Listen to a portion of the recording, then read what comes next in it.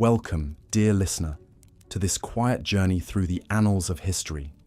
As you settle in for a restful slumber or a moment of peaceful reflection, I invite you to transport your mind to a distant time and place. Imagine, if you will, a realm of stone castles, grand tapestries, and regal pageantry, the world of medieval Europe.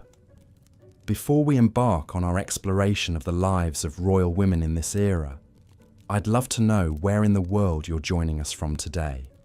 Whether it's morning, noon, or night in your corner of the globe, I'm so glad you've chosen to spend this time with me. If you enjoy this type of calm, historical storytelling, I warmly encourage you to subscribe so we can embark on many more adventures through the ages together. Now, let us gently step back in time to an age that is often romanticized in tales of chivalry and courtly love. But for the women of royal blood who lived in these times, life was often far from a fairy tale. Theirs was a world of great uncertainty, where political alliances could shift on a whim, and the very survival of dynasties rested on their shoulders. Picture yourself in a drafty, damp stone chamber, the flickering light of candles casting dancing shadows on the wall. This is the bedchamber of a medieval queen, a woman who, despite her lofty title, often faced a precarious and perilous existence. The grand tapestries and rich velvet curtains may create an illusion of warmth and comfort, but the reality for even the most highborn women of this time was often one of hardship and danger. In the pages of history books, we may catch glimpses of queens bedecked in jewels and crowned in gold, their names etched alongside those of kings. But the true stories of these women, their fears, their struggles, their triumphs, are often lost in the mists of time.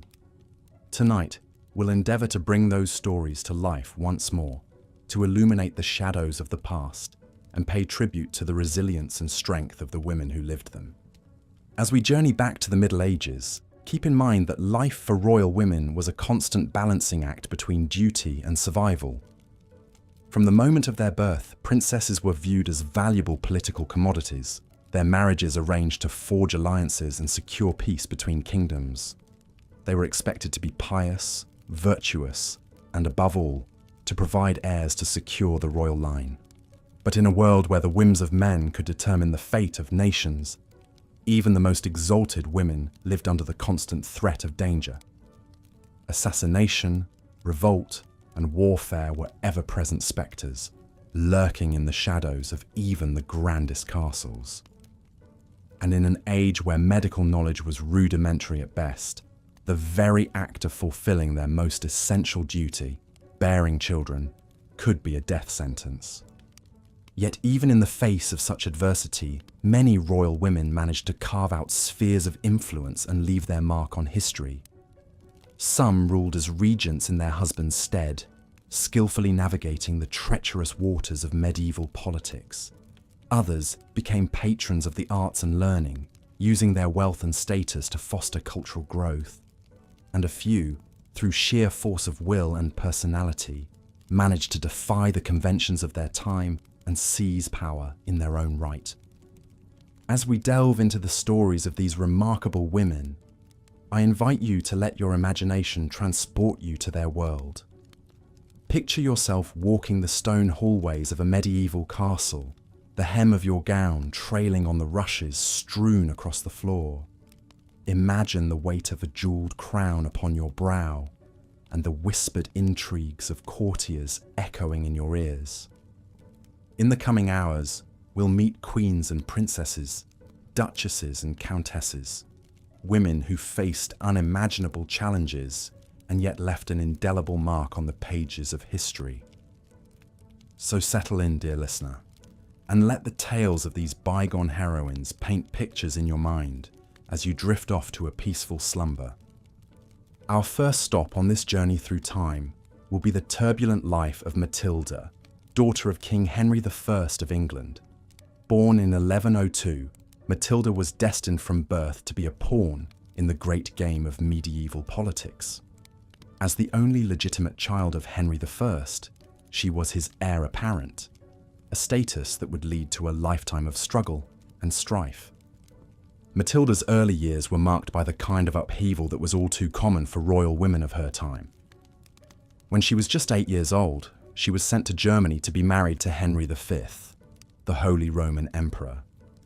This was a political alliance, pure and simple, a way for her father to secure a powerful ally on the continent.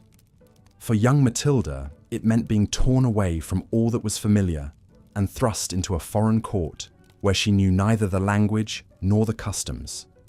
One can only imagine the fear and loneliness she must have felt as she sailed across the sea to her new home, her fate sealed by the machinations of men she barely knew. As Empress of the Holy Roman Empire, Matilda was expected to play the role of dutiful wife and queen. She was known for her piety and her patronage of religious houses, virtues that were highly prized in a medieval consort. But Matilda's life was not to be a quiet one of domestic contentment. In 1125, Emperor Henry V died suddenly, leaving Matilda a widow at the age of just 23. And so, she found herself once again at the center of a political maelstrom. With no male heirs to inherit the Holy Roman Empire, Matilda was forced to fight for her rights as a ruler in her own name. She returned to England, where her father named her his heir presumptive, a move that was virtually unprecedented in a time when the idea of a woman ruling in her own right was almost unthinkable. But Matilda's claim to the throne was far from secure.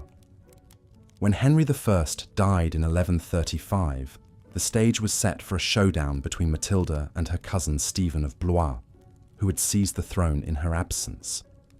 What followed was a period of chaos and civil war known as the Anarchy, as Matilda and Stephen battled for supremacy. For nearly 2 decades, England was torn apart by conflict, as the two claimants to the throne and their supporters clashed in a series of bloody battles and sieges. Throughout it all, Matilda displayed a tenacity and force of will that was remarkable for a woman of her time. She personally led armies into battle, endured harrowing sieges, and narrowly escaped capture on more than one occasion. In 1141, she came tantalizingly close to securing the throne, even holding court in London as Lady of the English. But the tides of war and the prejudices of men were ultimately too much to overcome. In the end, it was Matilda's son, Henry II, who would go on to rule England, founding the great Plantagenet dynasty. But Matilda's legacy lived on, not just in her progeny, but in the very idea that a woman could aspire to rule in her own right. Her story is a testament to the indomitable spirit of medieval royal women, who often faced unimaginable adversity and yet somehow found the strength to persevere. In a time when women were often seen as little more than property to be traded and bargained with, Matilda dared to fight for her place in history. As we continue our journey through the lives of medieval queens and princesses, we'll encounter many more stories of resilience and courage in the face of overwhelming odds. From Eleanor of Aquitaine to Isabella of France, these women navigated the treacherous waters of medieval politics with skill and determination. But for now, dear listener, let us pause and reflect on the life of Matilda, a woman who defied the conventions of her time and left an indelible mark on the pages of history. As you drift off to sleep, picture her riding at the head of her army, her banner snapping in the wind, her eyes fixed on the horizon and the crown that was her birthright. In our next chapter, we'll explore the fate of royal women who were sent far from home to serve as political pawns in the great game of medieval diplomacy. Imagine being a young princess, barely in your teens, dispatched to a foreign land to marry a man you've never met, all for the sake of a political alliance. This was the fate of countless royal women in the Middle Ages who often found themselves at the mercy of the men who governed their lives. From Eleanor of Aquitaine to Marguerite of Provence, we'll meet queens who endured loveless marriages, dangerous intrigues, and the constant threat of exile or imprisonment. But for now, let the tale of Matilda's valor and determination be the last image in your mind as you slip into a restful slumber.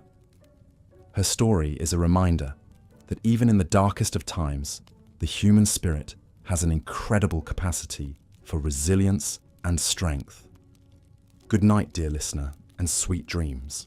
When next we meet, we'll continue our exploration of the lives of medieval royal women, lives marked by duty, danger, and the eternal struggle for power and survival in a world dominated by men.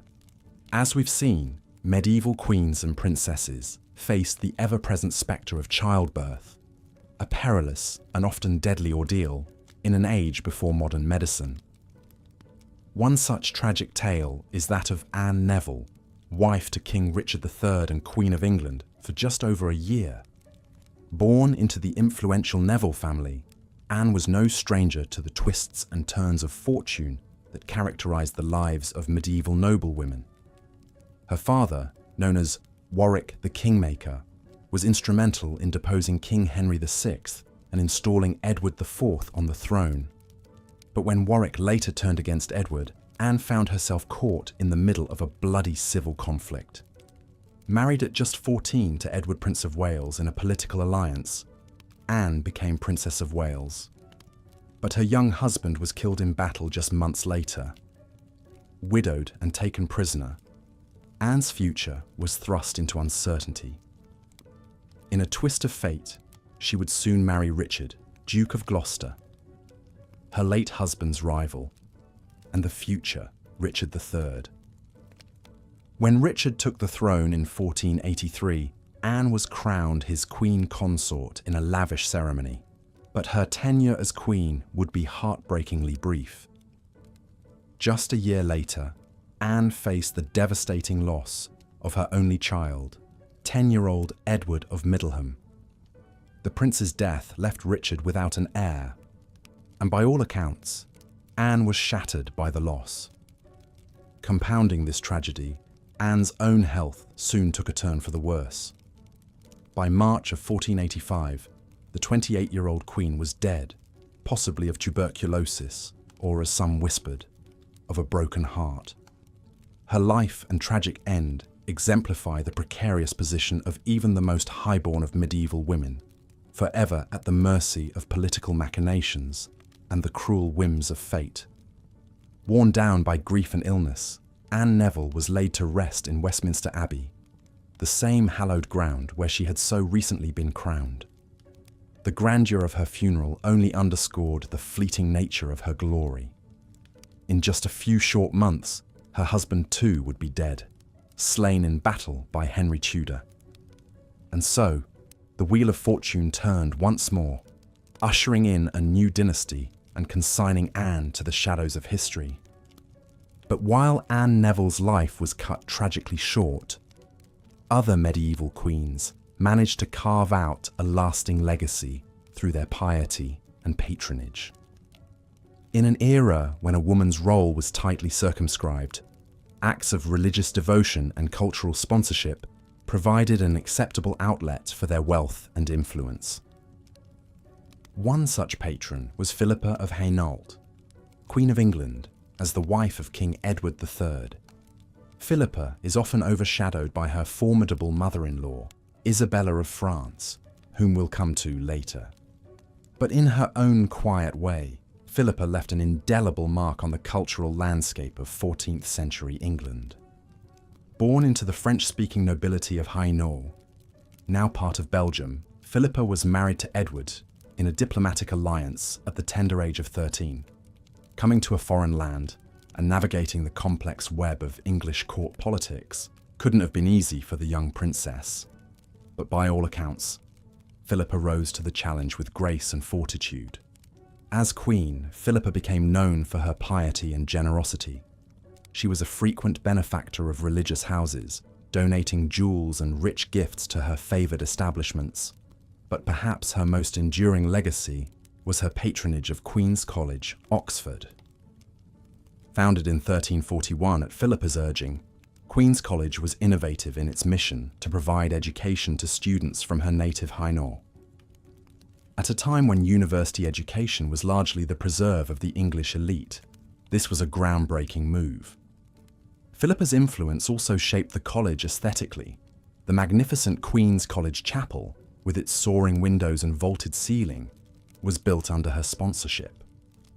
Philippa's patronage extended beyond the religious and into the literary sphere. She was a key supporter of Jean Froissart, one of the most notable chroniclers of the 14th century. Under her patronage, Froissart began his famous chronicles, a vivid, if not always impartial account of the 100 Years' War between England and France.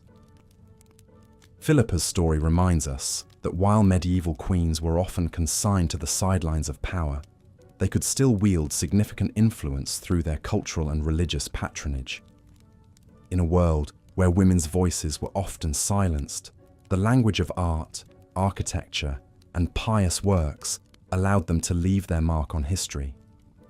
But for all the solace that religion and patronage could provide, the fact remained that a medieval queen's life was ultimately subject to the whims of men.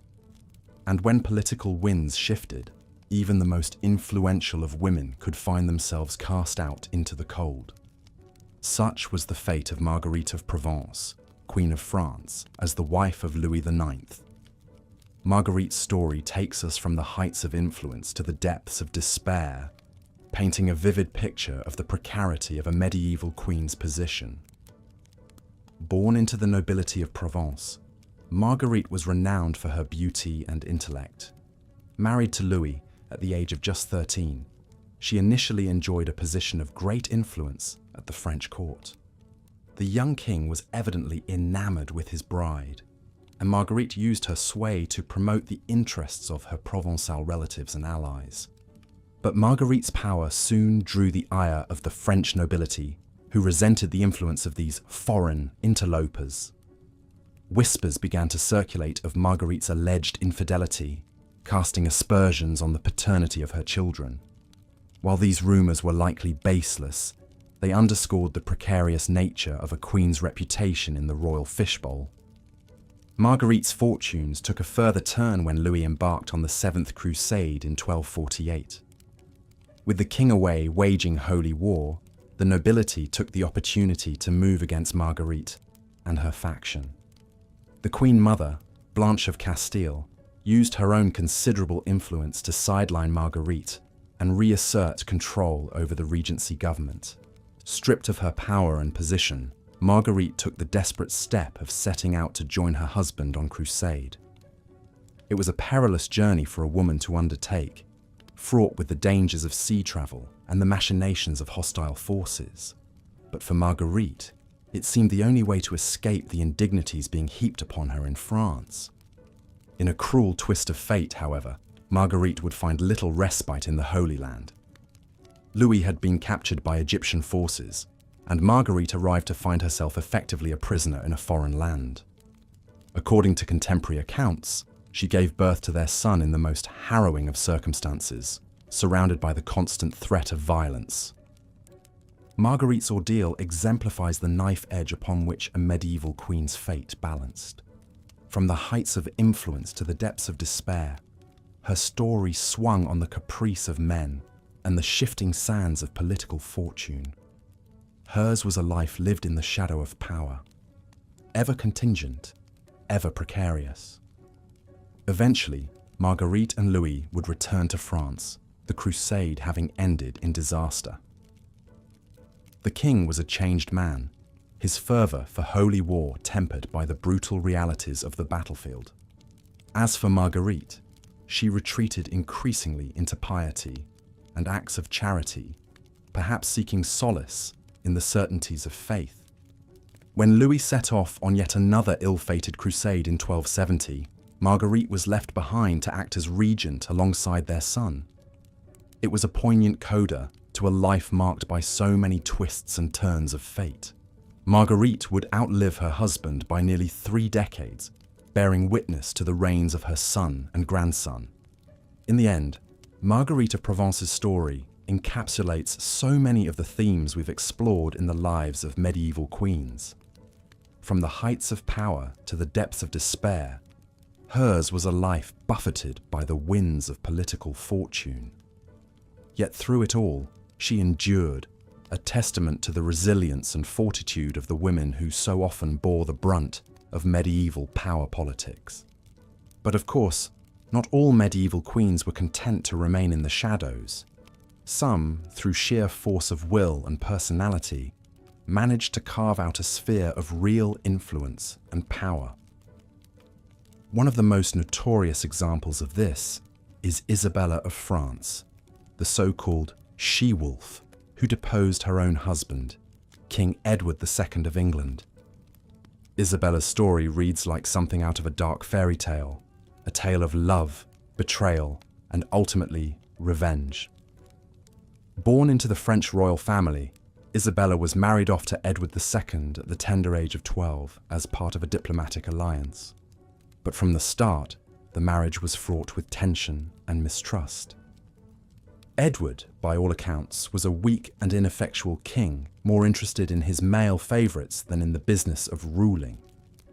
Chief among these favourites was Piers Gaveston, a charismatic Gascon knight who had an almost hypnotic hold over the young king.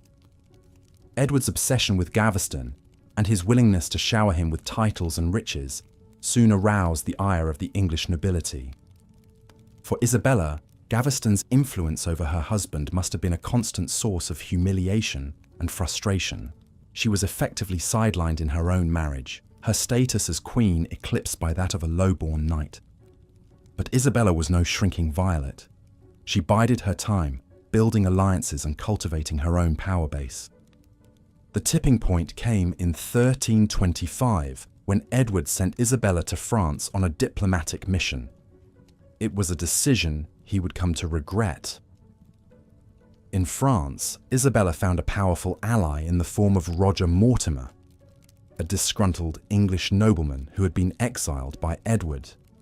Together, they hatched a daring plan to depose the king and install Isabella's son, the future Edward III, on the throne. What followed was a stunning coup that would change the course of English history. With Mortimer by her side and an army at her back, Isabella landed on the English coast in 1326. The pair quickly gained support from disaffected nobles and marched on London, gathering momentum as they went. Faced with this overwhelming show of force, Edward II had little choice but to flee. He was eventually captured and imprisoned, his fate sealed by the very same nobles who had once supported him. In a chilling act of vengeance, Isabella had her husband brutally murdered, a deed that would earn her the moniker of she-wolf in the annals of history.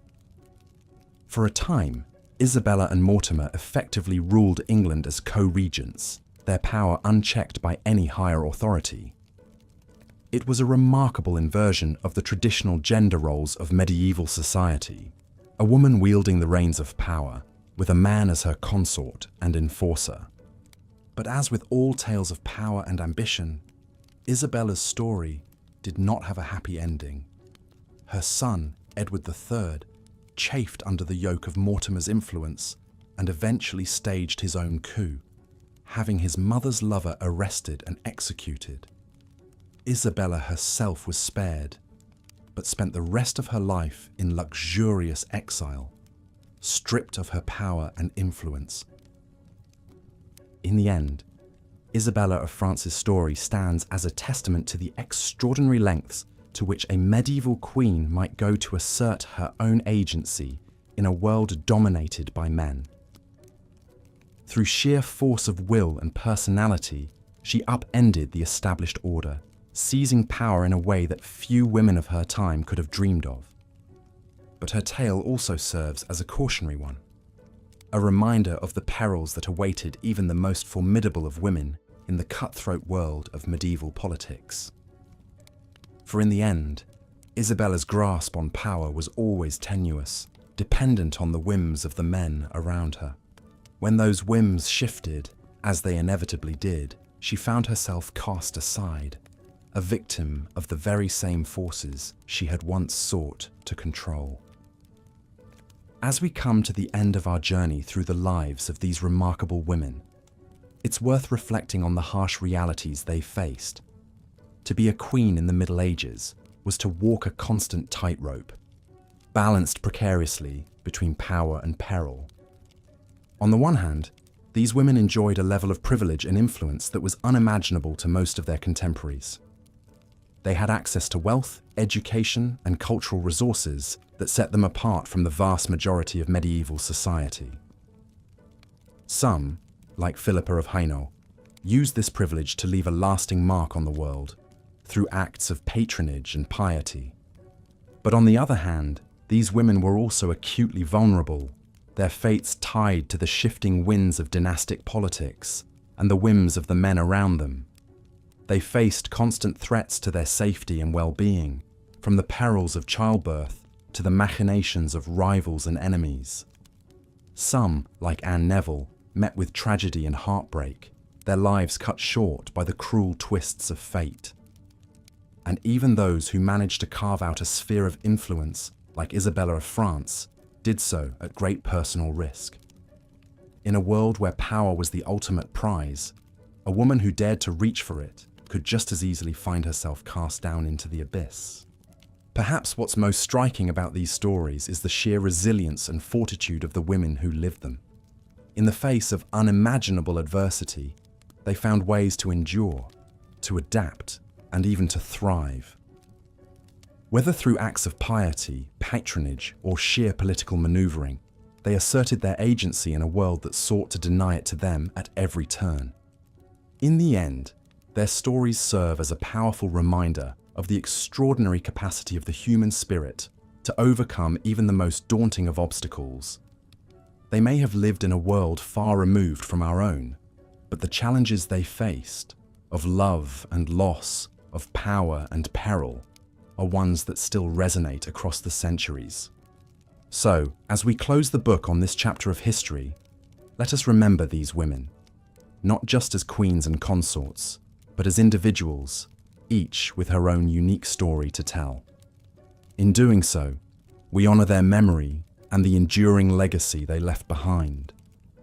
And with that, we come to the end of our journey through the lives of medieval queens.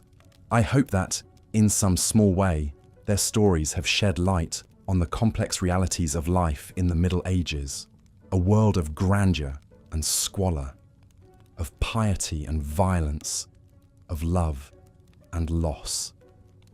But more than that, I hope they've served as a reminder of the extraordinary resilience and strength of the human spirit.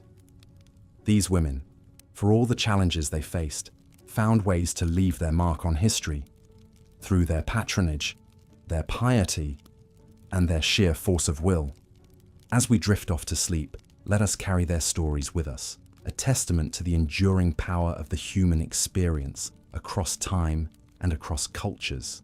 And let us remember that even in the darkest of times, there is always a glimmer of light to be found, a flicker of hope that can guide us through to brighter days ahead. Good night and sweet dreams. As we've seen, medieval queens and princesses often found their lives shaped by forces far beyond their control, married off to secure alliances, sent to foreign courts, and pressured to produce male heirs. But perhaps no aspect of their lives was more harrowing and dangerous than the perils of childbirth. In an age long before modern medicine, obstetrical care was rudimentary at best. Midwives who attended most births relied more on folklore and tradition than scientific knowledge. The concept of hygiene was poorly understood. Labour took place in dark, stuffy chambers, on beds soiled with the bodily fluids of previous births. Instruments, when used, were not properly cleaned. It's hardly surprising that puerperal fever, caused by bacterial infections, was rampant. For a queen, the risks were compounded by the immense pressure to deliver a healthy son. The succession of a dynasty, the stability of a kingdom, could hinge on the sex of a newborn. Imagine labouring for hours or days in excruciating pain, fearing not only for your own life, but also the political fallout if you failed to produce an heir. The tragic story of Anne Neville, wife of King Richard III, illustrates just how dangerous childbirth could be, even for those at the very pinnacle of society. At just 16, Anne became Queen of England when her husband seized the throne. An intelligent and influential woman, she gave birth to the couple's only legitimate son, Edward of Middleham, around 1476.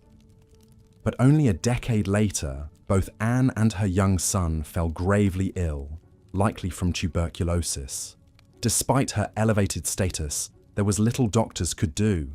In a matter of months, Anne watched helplessly as her son wasted away and died. Her own health broken, she lived only a few months more before succumbing herself at Westminster Palace in March 1485. She was just 28 years old. Anne's heartbreaking tale was all too common in an era when medicine was powerless against so many ills. For every queen who successfully navigated the perils of childbirth, dozens did not. It's a stark reminder of just how fragile life could be, even for those born to privilege and power. Of course, some royal women did manage to wield influence and authority despite the constraints placed upon them, but to do so often required extraordinary strength of will and personality. They had to navigate not only the dangers of the birthing bed, but the cutthroat intrigues of court politics as well. One such formidable figure was Philippa of Hainault, Queen of England, as the wife of King Edward III. Married at just 13, Philippa quickly demonstrated her intelligence and political acumen. She deftly managed the royal household and served as an important advisor to her husband. But Philippa's most enduring impact may have been as a patron of the arts and scholarship. She sponsored writers like Jean Froissart and provided pensions for scholars at Oxford University.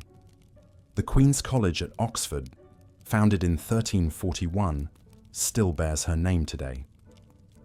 In an age when women were largely excluded from formal education, Philippa helped foster a flourishing of learning and culture. Her story hints at the ways some exceptional women were able to shape their own destinies, even within the rigid constraints of medieval queenship. They may have been political pawns, but they weren't always passive ones. Still, for the vast majority of royal women, the realities of their lives were harsher and more circumscribed. Even queens who enjoyed relatively stable and successful marriages could find themselves facing the precariousness of their position if their husband died. Without a male protector, a widowed queen could quickly become vulnerable to the machinations of ambitious nobles or the hostility of a new king. Some sought safety by retiring to a convent. Others threw themselves on the mercy of their relatives. A lucky few were able to carve out a role for themselves as dowager queens, using their wisdom and experience to advise the new ruler. But even this was a tenuous existence, always at the pleasure of the reigning monarch. For a particularly vivid illustration, we need look no further than the story of Marguerite of Provence, wife of Louis IX of France. A savvy and strong-willed woman, Marguerite wielded considerable influence over her husband and served as regent in his absence. But when Louis died in 1270, Marguerite's fortunes quickly changed. Her son, now King Philip III, was estranged from her and resentful of her influence. Facing increasing hostility at court, Marguerite went on pilgrimage, traveling to the Holy Land in the hopes of securing allies and support. But the new king outmaneuvered her, intercepting her letters and turning her own household against her. Increasingly isolated, Marguerite eventually went into exile in Provence, living out her remaining years far from the centers of power she had once controlled. Hers is a stark illustration of just how quickly a queen's fortunes could change. No matter how powerful or influential she might be during her husband's reign, a royal widow could find herself cast aside, marginalized, or even persecuted once a new king took the throne. The chessboard of medieval politics was forever in flux, with queens as vulnerable as any other piece. Of course, not every queen went quietly into exile or retirement. Some, like the infamous Isabella of France, fought back against the powerlessness of their position with shocking force and tenacity. Married to Edward II of England, Isabella chafed at her husband's neglect and the undue influence of his male favourites at court. In 1325, she returned to her native France, ostensibly to negotiate a peace treaty. But once there, Isabella set about plotting an invasion to depose her own husband. With the help of her lover, Roger Mortimer, she raised an army and sailed for England, landing in 1326. The country quickly rallied to her cause, and Edward II was captured and forced to abdicate in favour of his young son. Isabella now ruled as regent in all but name.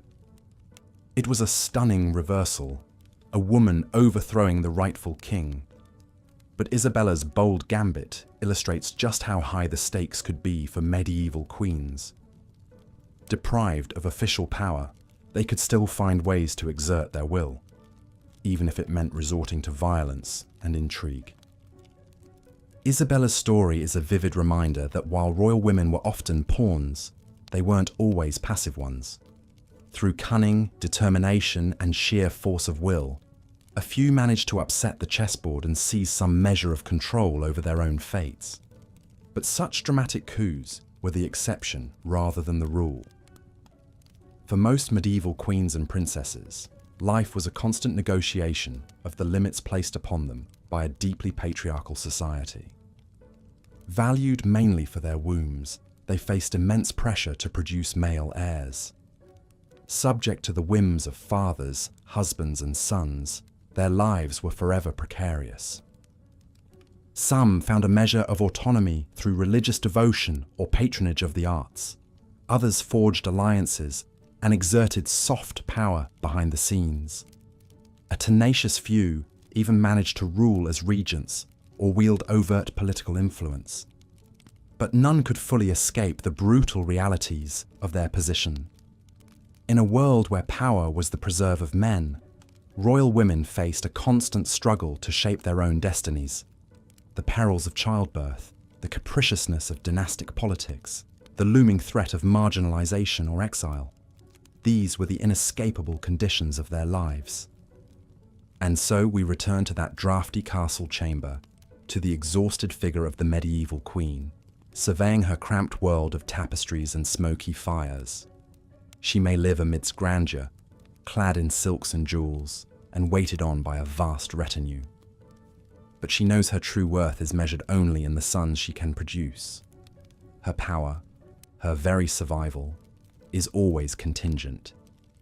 It's a grim portrait, a sobering antidote to our romantic notions of medieval royalty. But it's also a testament to the resilience and resourcefulness of the women who endured these hardships. Deprived of autonomy, beset by dangers, they nevertheless found ways to leave their mark on history.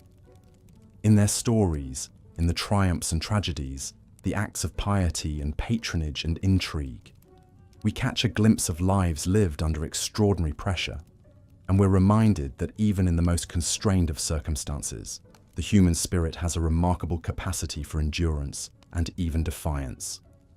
So let us spare a thought for Matilda and Eleanor, for Anne and Philippa, and Marguerite and Isabella, and for the countless anonymous royal women whose names are lost to history. Theirs was a brutal and often thankless existence, but one that nevertheless shaped the course of nations and dynasties. In remembering their struggles, we honor their grit and tenacity in the face of overwhelming odds. As the candles flickered in the draughty bedchamber, casting dancing shadows on the stone walls, Marguerite of Provence clutched her rosary beads and uttered a fervent prayer. She was about to embark on a perilous journey, a pilgrimage that would take her far from the relative safety and comfort of the royal court. In the 13th century, embarking on a religious pilgrimage was one of the few occasions when a queen might undertake extensive travel. The church heartily approved of these acts of public piety by royal women. Marguerite, wife of the celebrated French King Louis IX, had vowed to make a pilgrimage to the Abbey of Cluny if her husband safely returned from the Seventh Crusade.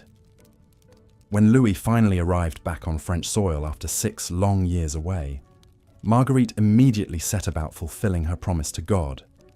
She would journey from Paris to the renowned abbey in Burgundy, a voyage of nearly 200 miles, an immense distance in an age when most people rarely ventured more than a few miles from their birthplace. For a queen to undertake such a long, arduous journey was no small matter. The roads were perilous, often little more than muddy, rutted tracks that wound through dense forests and over steep hills. Brigands and highwaymen posed a constant threat to travellers. Moreover, a royal entourage required vast amounts of provisions, not to mention costly gifts to present at the holy sites along the way. Marguerite would have ridden on horseback or in an uncomfortable jostling carriage. Foul weather could easily turn the roads to impassable quagmires. As challenging as the physical journey was, however, it paled in comparison to the political perils faced by a queen who left the side of her king for an extended period. Marguerite's very absence from court created a dangerous vacuum that rival factions sought to fill. Courtiers whispered and schemed, always alert for any shift in the balance of power. A queen's hold on influence was ever tenuous in a world where power flowed from proximity to the monarch. For Marguerite, undertaking her sacred pilgrimage meant relinquishing her hard-won role as Louis's most trusted confidant and advisor. Despite the risks, Marguerite was determined to fulfill her holy vow. With a small retinue of ladies-in-waiting, clerics, and men-at-arms, the Queen set forth from Paris, the bells of Notre Dame Cathedral tolling solemnly behind her. The journey to Cluny would prove long and trying, the roads every bit as treacherous as feared. But for Marguerite, the arduous pilgrimage offered a rare chance to break free from the stifling confines and intrigues of court life, if only for a time. As she rode slowly onward, the Queen's thoughts surely drifted to the holy relics and sites that awaited her. Marguerite looked forward to spending time in tranquil prayer and contemplation within the hushed cloisters of Cluny Abbey. There, in the presence of sacred relics like the purported fingerbone of St. John the Baptist, she would beseech the Almighty for blessings and protection for her husband, her children, and the Kingdom of France. The pilgrimage to Cluny was not to be Marguerite's only foray into the uncertain world beyond castle walls, however. Years later, the Queen would find herself journeying not on a sacred pilgrimage, but into exile. When Marguerite's eldest son, Philip, assumed the throne following his father's death, he swiftly set about marginalizing his strong-willed mother's influence. Resentful of the Queen's meddling and iron control over the royal treasury, Philip had his mother banished from court. Marguerite took up residence at Reims, the site of French coronations. There, as if in defiance of her relegation to the political sidelines, the Queen established her own rival court of sorts. She drew loyal courtiers and dignitaries into her orbit, dispensing patronage and charity. Despite her son's efforts to sideline her, Marguerite refused to relinquish the power and prestige she had grown accustomed to as Queen of France. Even in exile, the indomitable Queen continued to wield influence from afar. Through letters and envoys, she made her displeasure with Philip's policies and appointments known. The new king quickly learned that banishment alone was not enough to silence a woman as savvy and tenacious as Marguerite of Provence. Her decades at the very heart of the royal court had taught the Queen how to navigate the treacherous currents of power. As such, Marguerite's story vividly illustrates the tenuous position of even the most exalted women in medieval society. For a queen, especially one known for her ambition and political acumen, the threat of exile was ever present. A queen served at the pleasure of the king. If she overstepped or displeased him, she could quickly find herself cast out from the royal presence, stripped of power and influence. Yet exile, like pilgrimage, also offered royal women a degree of autonomy and agency seldom possible within the strictures of court life.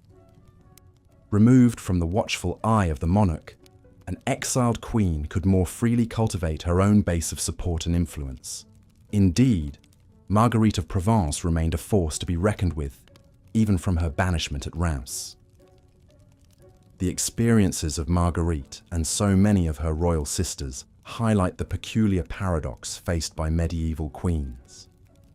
Their lofty status afforded them immense privilege, wealth, and access to power. Yet that same exalted rank also left them intensely vulnerable to the whims and suspicions of their husbands and sons. A queen, even one who wore a crown and sat a throne, was still ultimately subject to male authority. Undertaking a pilgrimage or facing exile were two sides of the same coin for women like Marguerite, occasions when the normal strictures and scrutiny of their lives eased, if only fleetingly. In those rare moments of relative freedom and autonomy, some royal women found opportunities to more fully become themselves, to wield power and influence on their own terms. The road could be fraught with peril, whether traveling to a holy shrine or banished from court, but it offered tantalizing glimpses of a life less circumscribed by the demands of others. For the indefatigable Marguerite of Provence, neither pilgrimage nor exile could long keep her from the heart of power. This queen understood better than most how to navigate the treacherous landscape of medieval politics. Her years of devotion and service to Louis IX had earned her a reputation as a woman of great piety and wisdom, a formidable figure who commanded respect and allegiance. Even when temporarily removed from the king's side, Marguerite refused to relinquish her hard-won authority. As she made her arduous way toward Cluny Abbey all those years ago, rosary beads clasped tightly in her hands, Marguerite surely drew strength and resolve from her faith. In a world where the winds of power and peril could shift without warning, the Queen had learned to rely on her own unshakable sense of purpose. Come what may, pilgrimage or exile, power or persecution, Marguerite of Provence would remain steadfast. For this redoubtable medieval queen, adversity was simply another challenge to be met with the same unwavering resilience that had defined her remarkable life. The life of a medieval queen was a paradoxical one. To the common folk, these royal women lived in unimaginable grandeur, with every comfort provided. But behind the castle walls lay a harsh and precarious existence, where even the most blue-blooded ladies were not immune from the era's many perils. Power was a double-edged sword. It provided prestige, but also painted a target on one's back in a world where fortunes could change at the drop of a hat. Perhaps no one embodied these contradictions more than Eleanor of Aquitaine. Born into nobility as the Duchess of Aquitaine in her own right, she was renowned across Europe for her beauty, intelligence, and sizable inheritance. These qualities made Eleanor a much sought-after bride, and at just 15 years old, she was married off to King Louis VII of France in 1137. While such an illustrious match might seem like a fairy tale ending, the reality was far from idyllic. Eleanor chafed at the restrictions placed on her by the pious and austere French court. The king was more interested in religious devotion than romantic love, and the couple became increasingly estranged. During their marriage, Eleanor accompanied Louis on the ill-fated Second Crusade to the Holy Land, an arduous journey for even the hardiest of men, let alone a young queen. The expedition was a failure on many fronts, and rumour swirled that Eleanor had engaged in an affair with her uncle Raymond while in Antioch. Although never proven, the scandal further strained her relationship with Louis. Upon their return, the couple soon sought an annulment on the grounds of consanguinity, as they were in fact distant cousins. The convenient discovery of this blood tie provided a face-saving way to end their unhappy union. At age 30, Eleanor once again found herself a pawn on the marriage market, albeit an extremely valuable one. Her vast lands made her an attractive prospect for many powerful suitors. Just 2 months after her annulment, she hastily wed the young Henry Plantagenet, Duke of Normandy, and Count of Anjou. It was a defiant match that shocked many, as Henry was the rival and enemy of her former husband Louis. This second marriage proved more passionate, but no less tumultuous. Henry and Eleanor had a fiery dynamic, clashing often as two strong personalities both accustomed to having their way. When Henry ascended to the English throne in 1154, Eleanor was crowned Queen of England. Over the next 13 years, she bore Henry 8 children, including 5 sons, finally achieving the critical duty of providing male heirs. But Eleanor was no passive consort content to stay quietly in the background. She continued to be actively involved in governance, often serving as regent in Henry's absence. Her court at Poitiers became a renowned centre of courtly love and artistry, in contrast to Henry's more rough-and-tumble preferred pastimes like hunting and warfare. As their children grew, family squabbles escalated into outright rebellion, with Eleanor's sons rising up against their father, likely with her tacit support. Incensed by this betrayal, Henry had Eleanor arrested and imprisoned for treason. She spent the next 16 years under house arrest, largely confined to various royal holdings. It was only after Henry's death in 1189 that Eleanor was finally freed by her son, and now King Richard the Lionheart. In a remarkable turn of events, the nearly 70-year-old Eleanor stepped back into the spheres of power as she took on the role of regent while Richard launched his crusade. Even in her advanced age, the indomitable queen travelled across Europe to negotiate Richard's marriage and ransom when he was captured. Eleanor's later years serving as an elder stateswoman marked a triumphant final chapter in a turbulent life that saw dramatic swings of fortune. Her story embodied the dizzying heights and plummeting depths that defined the capricious lives of even the most elite medieval women.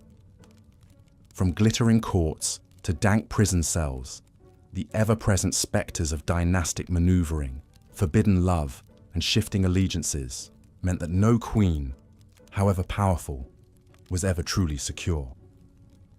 Indeed, if the trials of Eleanor of Aquitaine demonstrated anything, it was that the glittering trappings of royal power were underpinned by the cold, hard realities of medieval marriage and motherhood. For even the highest-born women of the time, their chief value lay in their wombs and the sons they could produce to carry on family lines. This unrelenting pressure shadowed queens from the moment they took their marital vows. Childbirth in the medieval era was an incredibly perilous undertaking for women of all stations. But for royal women, the stakes were amplified by the added political implications. A queen's fertility was a matter of dynastic urgency, with the succession and stability of entire kingdoms often hinging on her ability to bear healthy sons. Yet the state of medical knowledge in the Middle Ages was woefully inadequate to ensure safe deliveries. Childbirth was an agonizing and life-threatening ordeal, with queens confined to dark, airless chambers for the final weeks of pregnancy to protect the baby from evil spirits. They were attended by midwives of varying skill who relied on a combination of folk wisdom, prayer, and dubious concoctions to ease labor pains.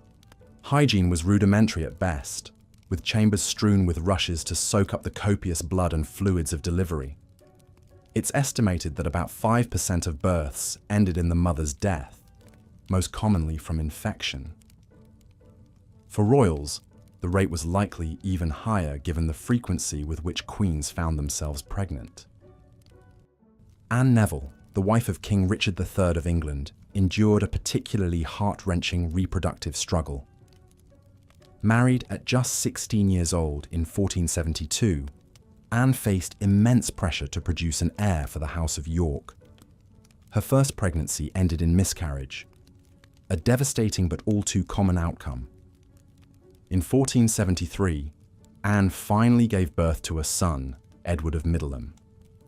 The kingdom rejoiced at the arrival of a male heir to cement the York claim to the throne. But just 2 years later, tragedy struck when the little prince fell ill and passed away suddenly.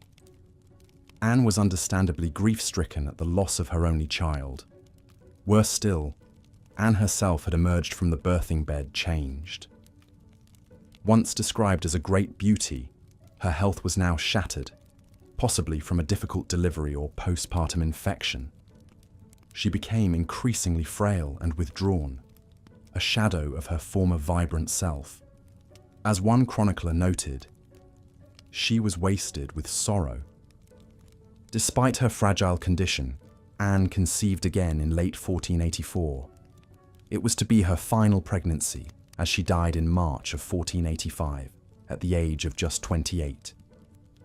The cause was likely related to the cumulative physical strains of childbearing, exacerbated by her general ill health. Richard III was shattered by his beloved Queen's passing, and just 5 months later, he too met his end at the Battle of Bosworth Field. Anne Neville's poignant tale highlights the unforgiving physical toll that reproduction exacted on the bodies of medieval royal women. Regarded as little more than vessels for carrying on dynasties, queens were afforded precious little rest between pregnancies to recover, placing enormous strain on their health. The pressure to keep producing heirs was unrelenting, even in the face of miscarriages, stillbirths, and infant mortality. This cycle of childbearing was also deeply entwined with the political maneuvering that dominated court life. A queen's status often directly correlated to her reproductive success, with her influence and security rising and falling with the births and deaths of children, particularly sons. Failure to conceive was viewed as a personal and moral failing, rather than a twist of biological fate. Beyond the bedchamber, medieval queens were expected to be paragons of piety and virtue, setting an example of religious devotion for their subjects to follow. The ideal queen was meant to be a helpmate to her husband, an obedient consort who deferred to his authority. In reality, this submissive veneer often concealed a cannier political instinct, with savvy queens finding ways to exercise influence informally. One common avenue for queens to flex their patronage muscle was through sponsoring religious institutions and causes. Founding abbeys, almshouses, and hospitals was a way to publicly display one's magnanimity and godliness, while also creating a network of loyal clerics and retainers. These acts of conspicuous piety served to counter the frequent whispers about Queen's lasciviousness and meddling that swirled around court. Philippa of Hainault, the wife of King Edward III of England, skillfully navigated these expectations during her 3 decades as queen. Revered for her compassion and generosity, she endowed Queen's College at Oxford University, with the aim of providing education to poor students. She was also a keen patron of the arts, employing minstrels and poets to entertain at her lively court. But perhaps Philippa's most enduring legacy was her influence on the next generation of Plantagenets.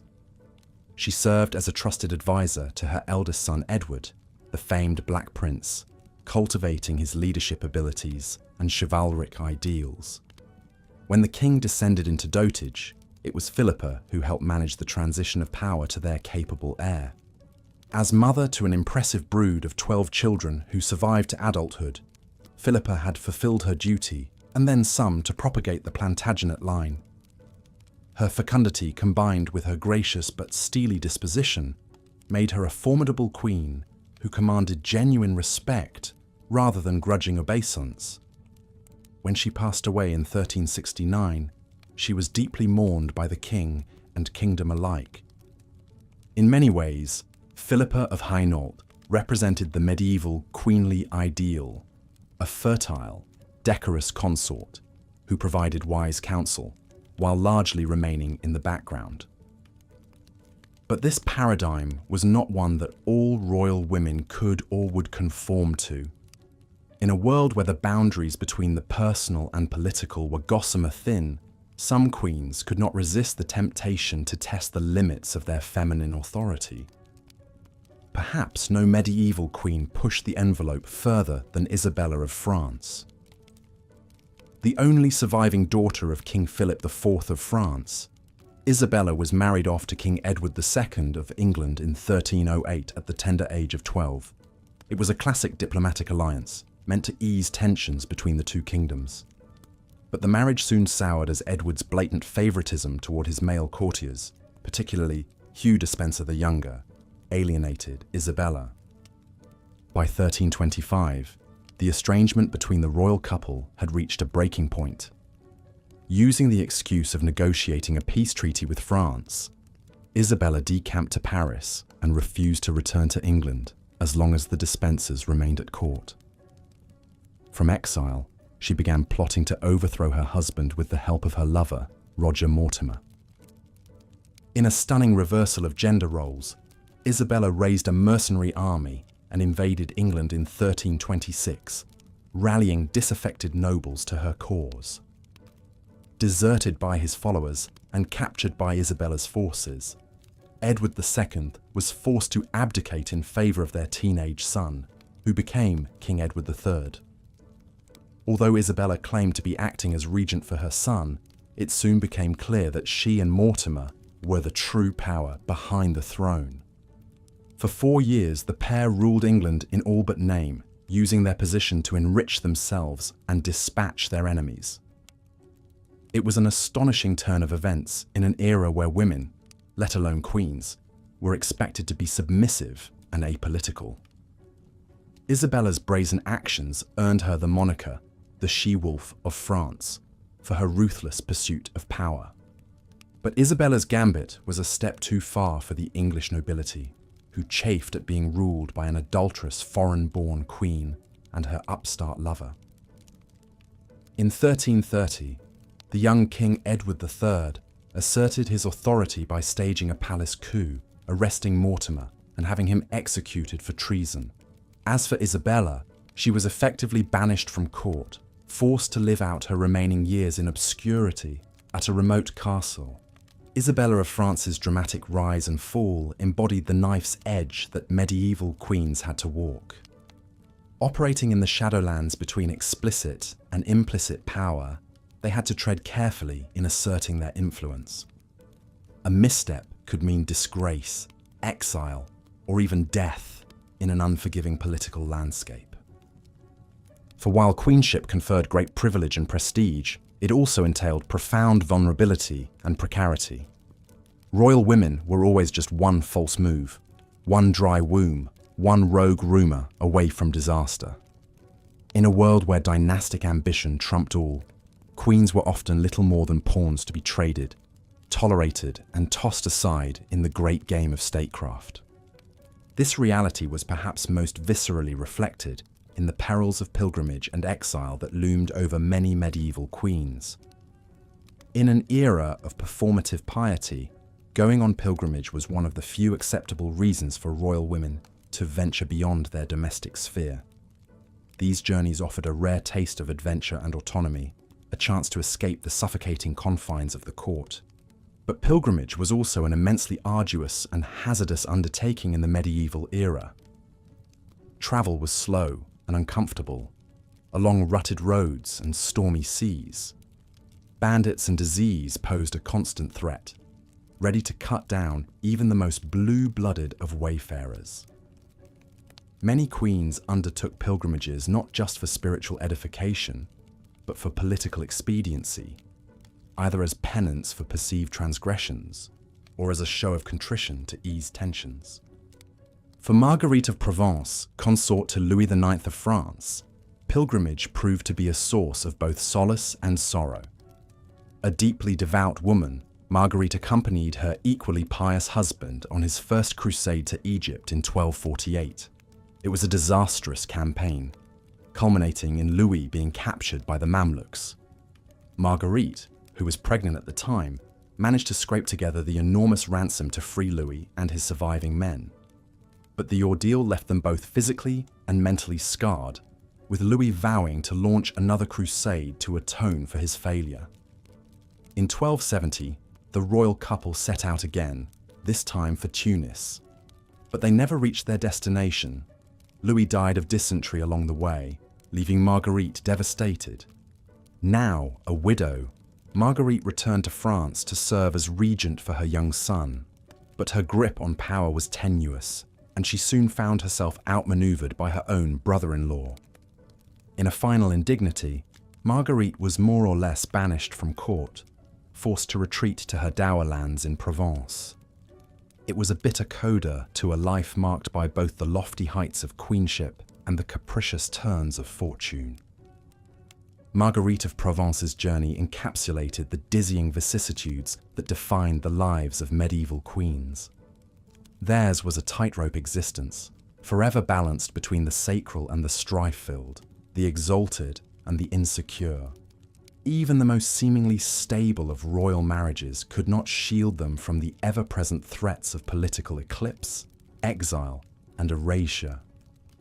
For in the final accounting, medieval queens were hostage to both their fickle biology and the implacable forces of dynasty. Their worth was measured in heirs and unction, their persons deployed as diplomatic bargaining chips. They lived under a burden of relentless scrutiny, their every move and utterance dissected for signs of scandal or sedition. And yet, for all the perils and precarity of their position, queens also held a uniquely visible platform from which to influence events. Through the soft power levers of patronage, pilgrimage, and piety, they could carve out spheres of influence that belied their ostensibly subordinate status. Behind the placid mask of queenly composure lay reservoirs of resilience and resourcefulness that sustained them through the many trials of their station. In the tapestry of medieval history, these royal women's stories form a glittering but bloodied thread. Theirs was a sisterhood bound by the common experiences of perilous childbirth, loveless marriage, and capricious fortune. Even the mightiest among them walked a razor's edge, their fates ultimately dependent on the whims of fathers, husbands, and sons. To look back on their lives from the vantage of modernity is to marvel at the sheer fortitude it took to endure in a world so hostile to their agency.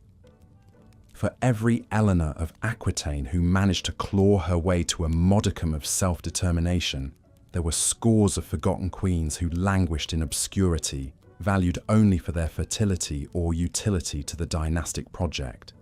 Their names may have faded from the historical record, but their collective struggles reverberate across the centuries, a testament to the unyielding and often unsung strength of the medieval female.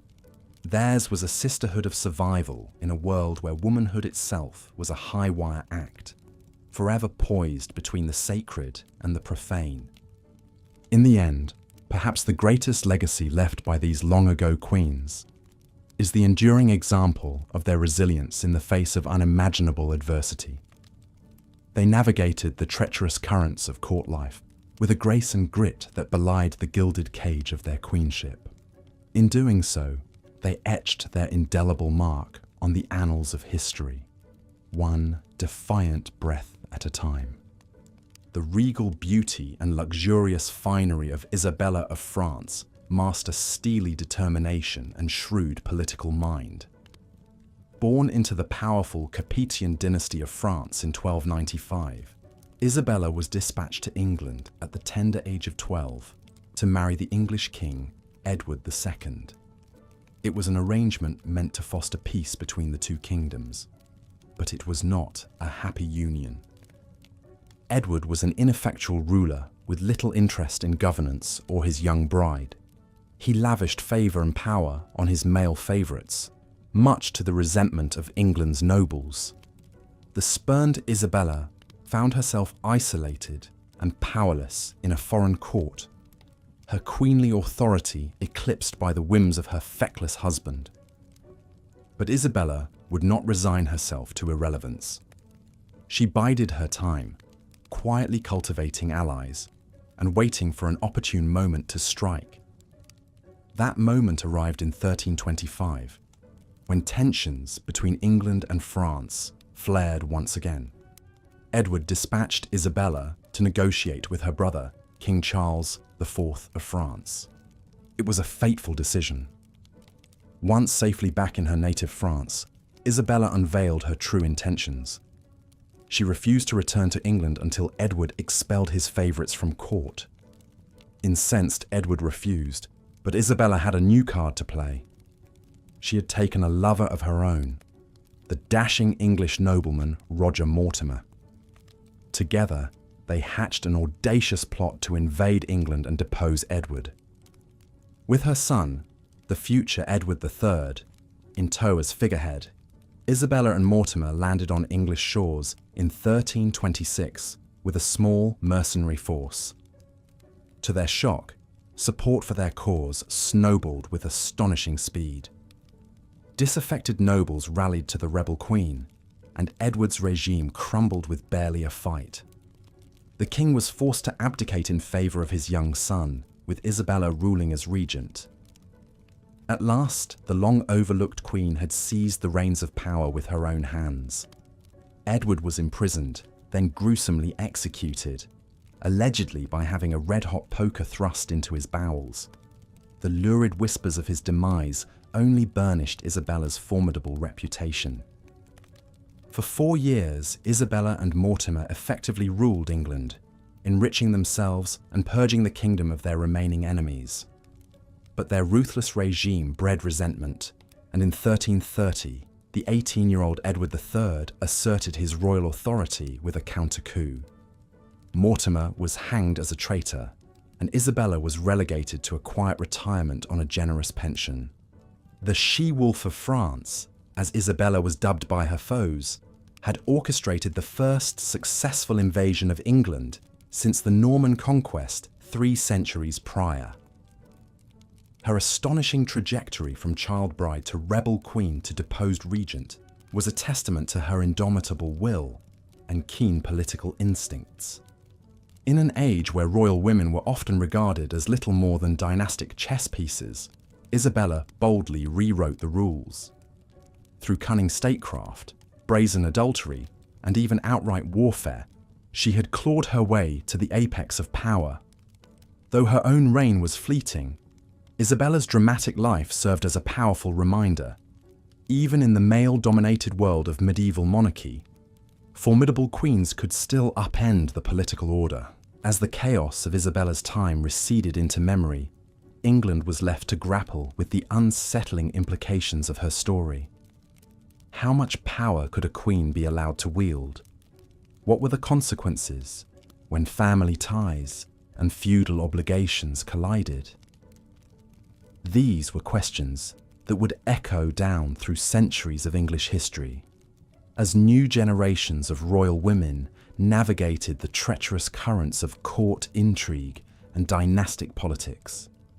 Isabella's own granddaughter, Philippa of Hainault, would go on to become one of medieval England's most influential queen consorts.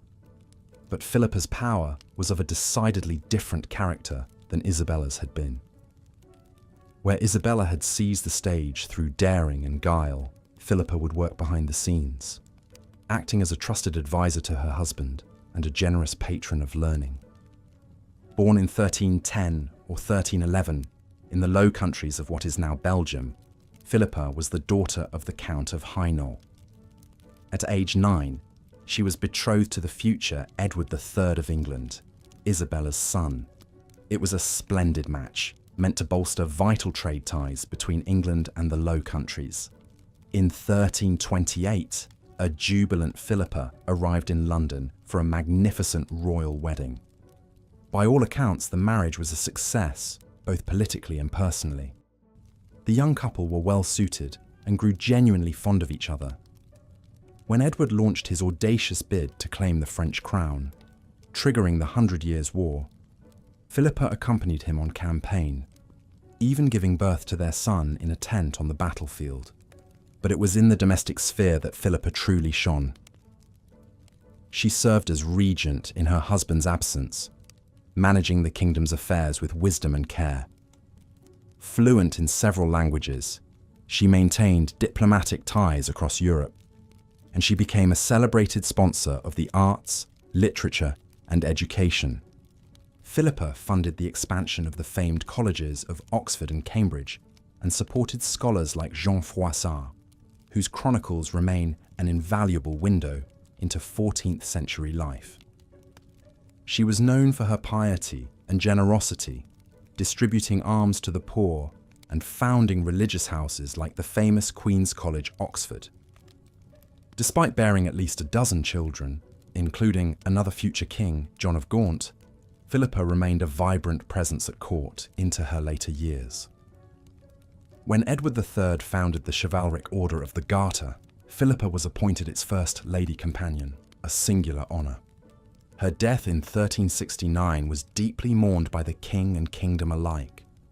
The poet Geoffrey Chaucer, who owed his early success to Philippa's patronage, composed verses in her honour, praising her virtue and noble spirit.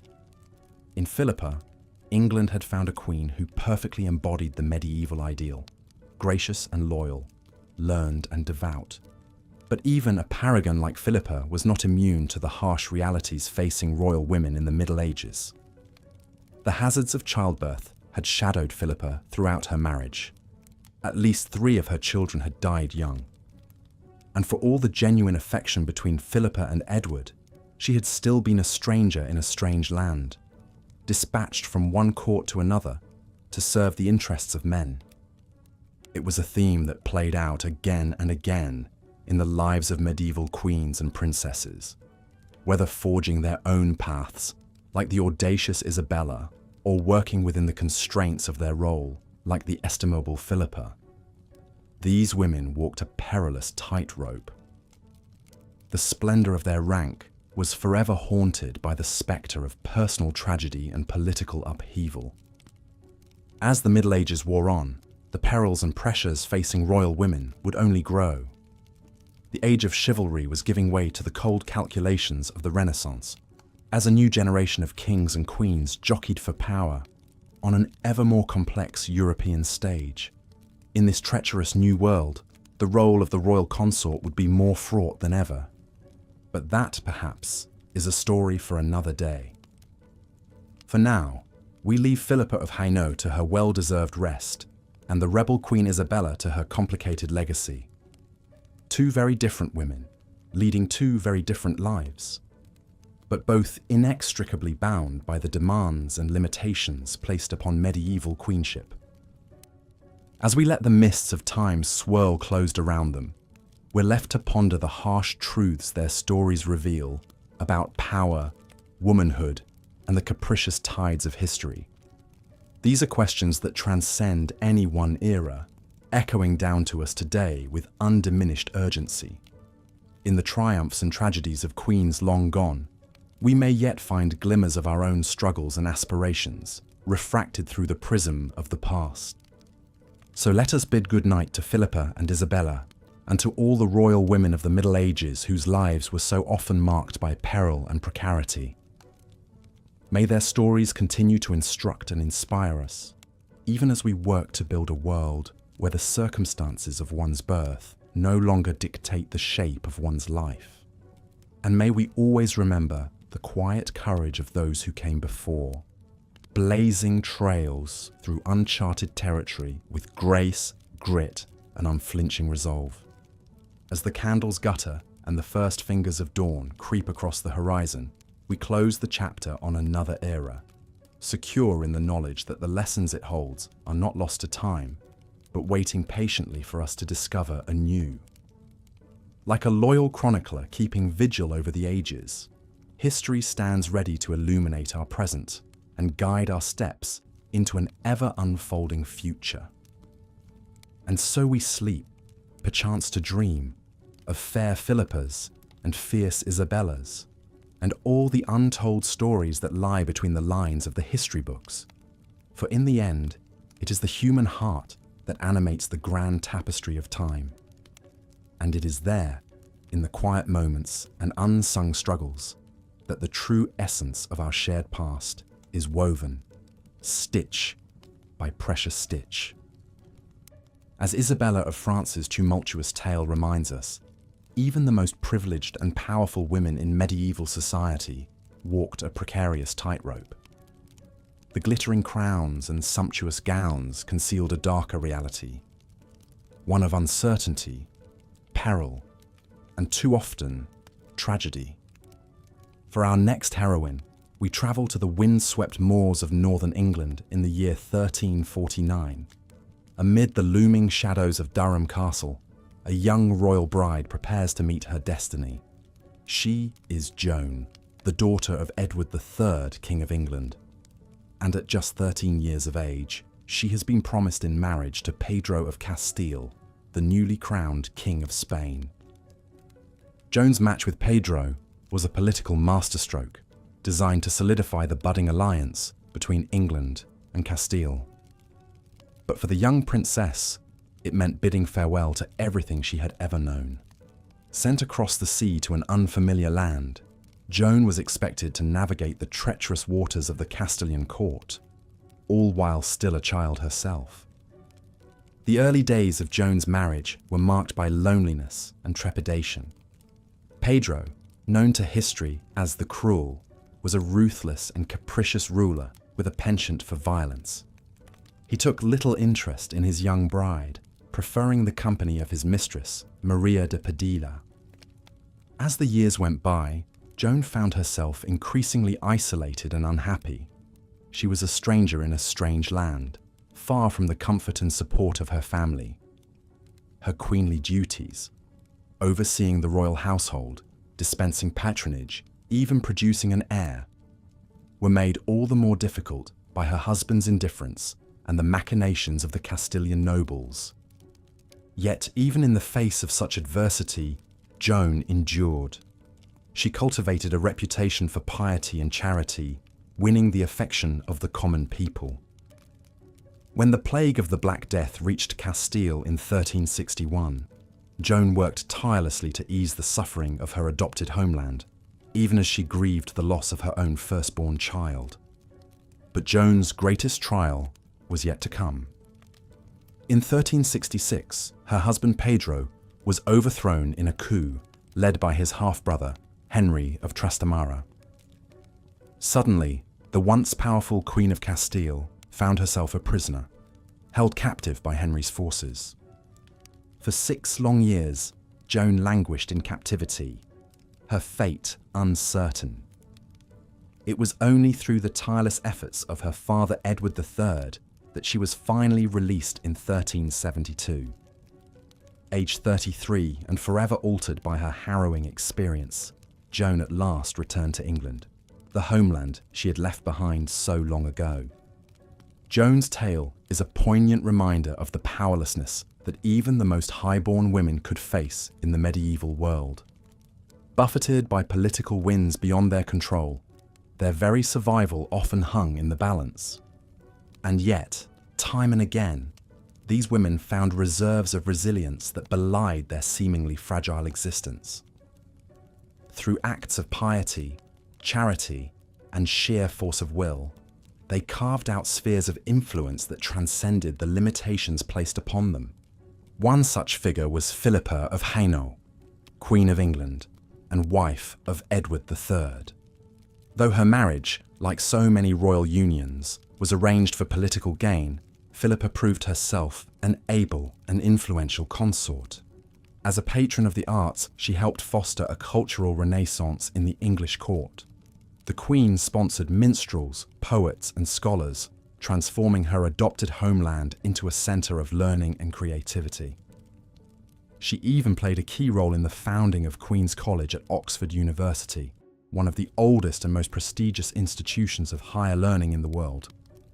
But Philippa's influence extended far beyond the realm of arts and letters. She was a skilled diplomat, often called upon to mediate disputes and broker alliances. When the kingdom faced the ravages of the 100 Years' War, Philippa served as regent in her husband's absence, capably overseeing the governance of the realm. Perhaps most remarkably, Philippa's marriage to Edward III seems to have been a genuinely affectionate partnership. The couple had 12 children together, and by all accounts, the king relied heavily on his queen's counsel and support. When Philippa passed away in 1369, Edward was said to be inconsolable with grief. In many ways, Philippa of Hainault represents the ideal of queenship in the medieval world, a woman who, through her intelligence, grace, and strength of character, transcended the limitations placed upon her gender to become a true partner in governance. But even for a queen as capable as Philippa, life was far from a fairy tale. The spectre of death loomed large over the medieval world, and royal women were not exempt from its grasp. In an age before modern medicine, childbirth was a perilous undertaking, one that claimed the lives of countless women, both common and noble alike. Among the most tragic of these tales is that of Anne Neville, Queen of England and wife of Richard III. A daughter of the powerful Neville family, Anne was no stranger to the turbulent political landscape of 15th century England.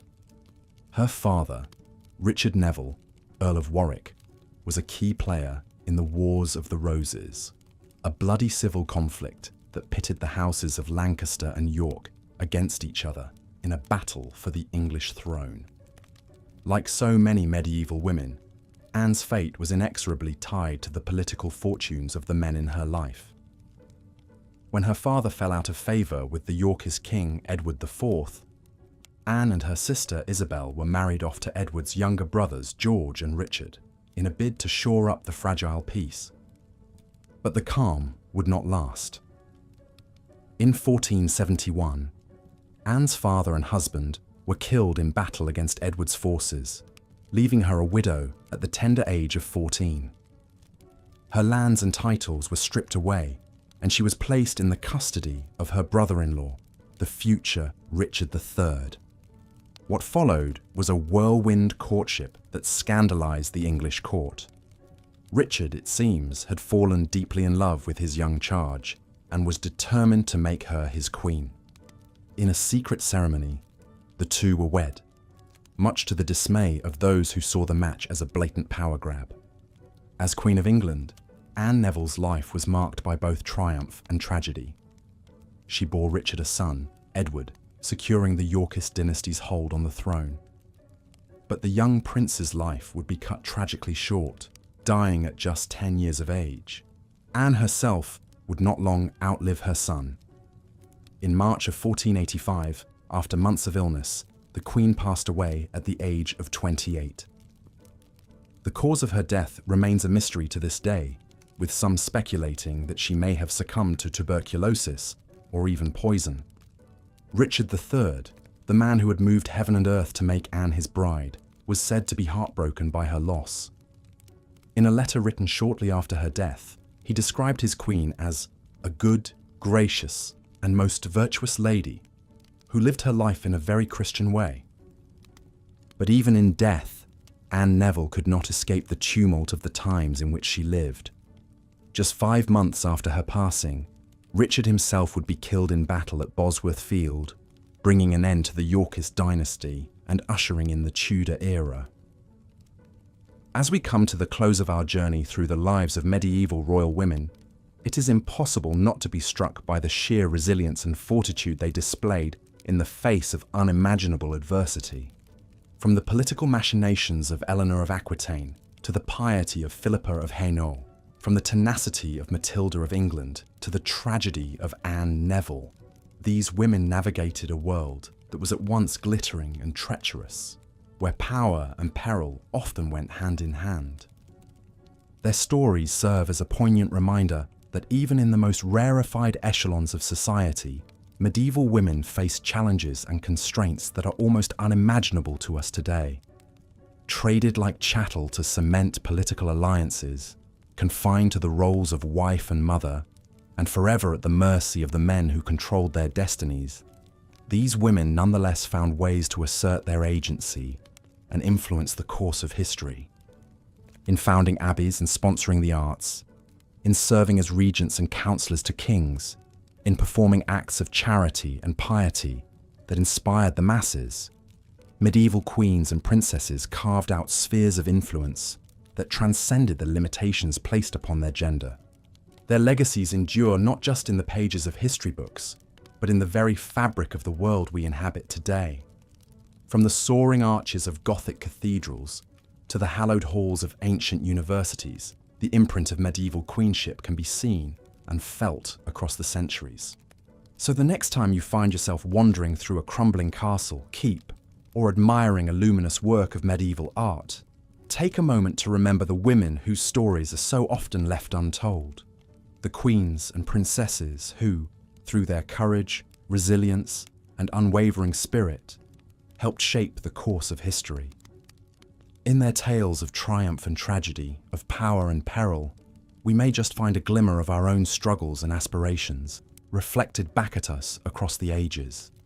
For in the end, the human experience is one that transcends time and place, connecting us all in a tapestry of shared hopes, dreams, and challenges. And so we come to the end of our journey through the annals of medieval queenship. As we drift off to sleep, let us carry with us the stories of these remarkable women, their triumphs and their tragedies, their joys and their sorrows. Let us remember that even in the darkest of times, the human spirit has an extraordinary capacity for resilience and renewal.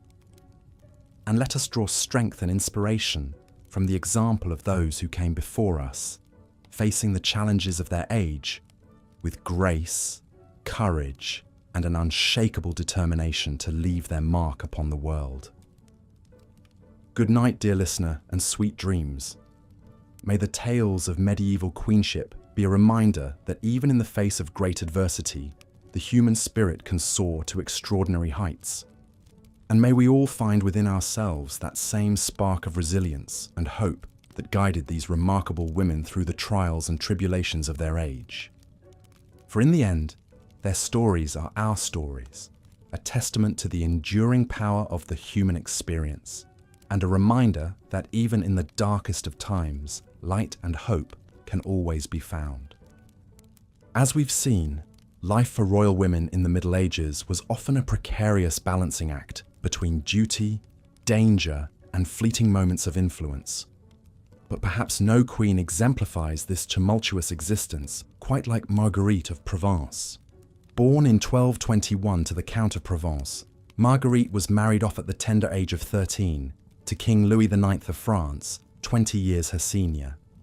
She arrived in the strange northern court speaking no French, surrounded by suspicious courtiers who scorned her Provençal entourage. Young and isolated, Marguerite nevertheless threw herself into the role of queen, bearing 11 children over the course of her marriage. But Marguerite's real trial came in 1248, when Louis set off on the Seventh Crusade, determined to recapture Jerusalem from the Muslims. Appointed regent in her husband's absence, the 27-year-old queen suddenly found the weight of the entire French kingdom resting on her slim shoulders. It was a daunting task. With the king away, unrest simmered among the nobles, and the people chafed under heavy taxes levied to fund the crusade.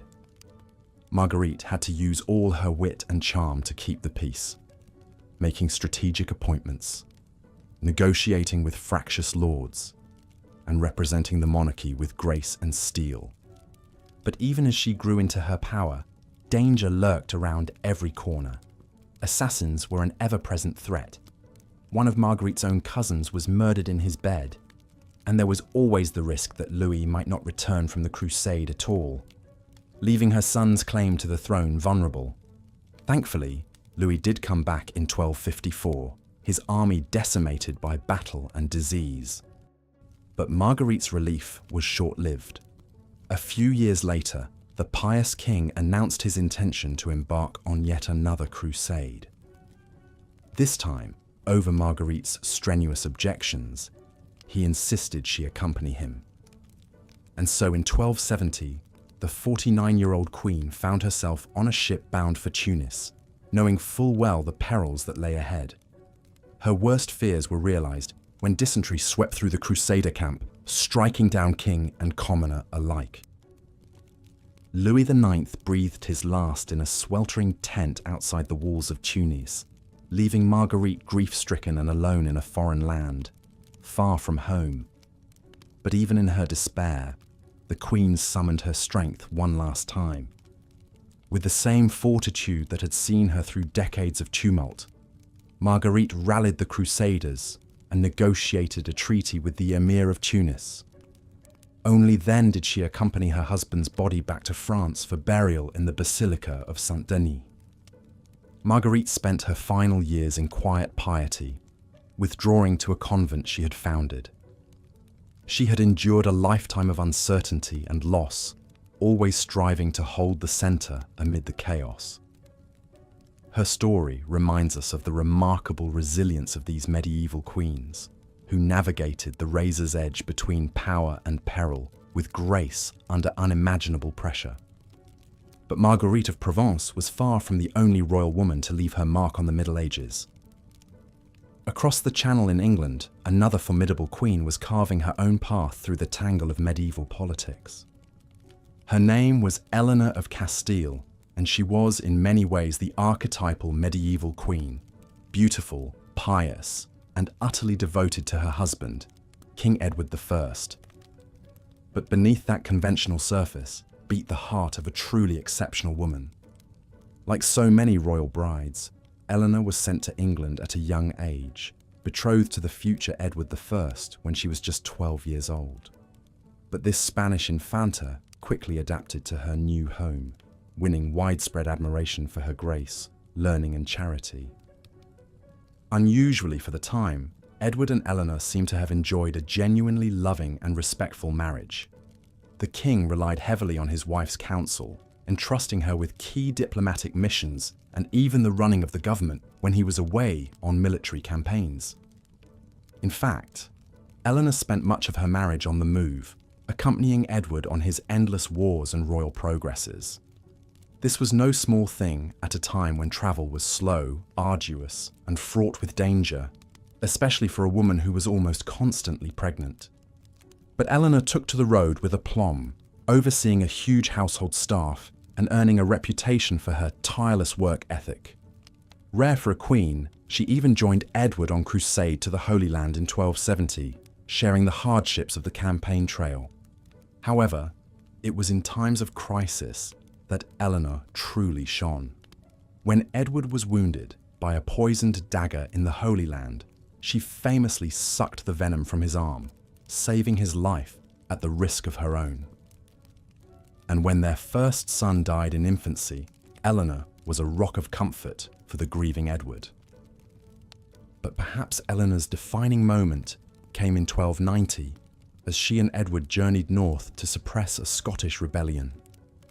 After months of hard travel, the 49-year-old queen fell gravely ill with a fever, probably brought on by the harsh conditions.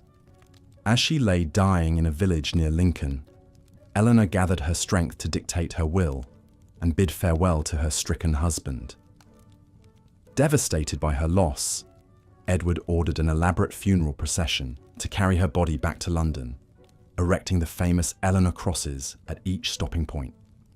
Today, those elegant stone crosses still stand as a testament to a truly remarkable medieval queen, one who combined piety, intelligence, and an indomitable spirit to leave an indelible mark on English history. Through the stories of women like Marguerite of Provence and Eleanor of Castile, we catch a glimpse of the complex realities of life for royal women in the Middle Ages.